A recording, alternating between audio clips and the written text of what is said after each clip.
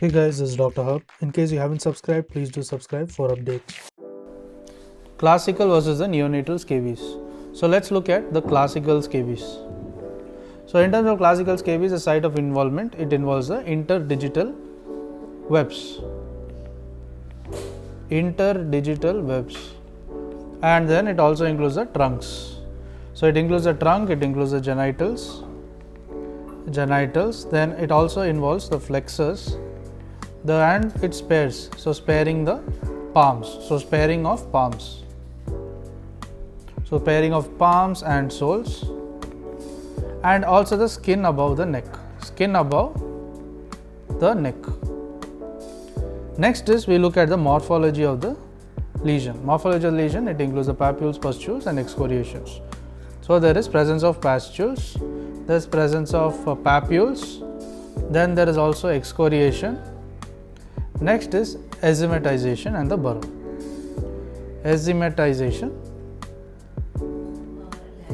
metization and also the burrow.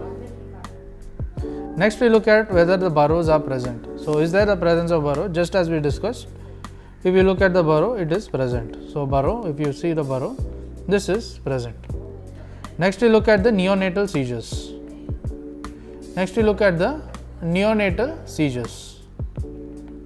In terms of neonatal seizures, the involvement of site is the face. So what does it involve? It involves the face, it involves the scalp, it involves the palm and it involves the sole. Next we look at the morphology of the lesions. Morphology of the lesions is there is presence of vesicles. There is presence of pustules. Next is there can also be presence of bullae. There is bullae, there is erosions and there is also the ulcerations. Next is we look at if there is presence of burrows. Burrows is usually absent. To learn and grow daily like this, please do subscribe.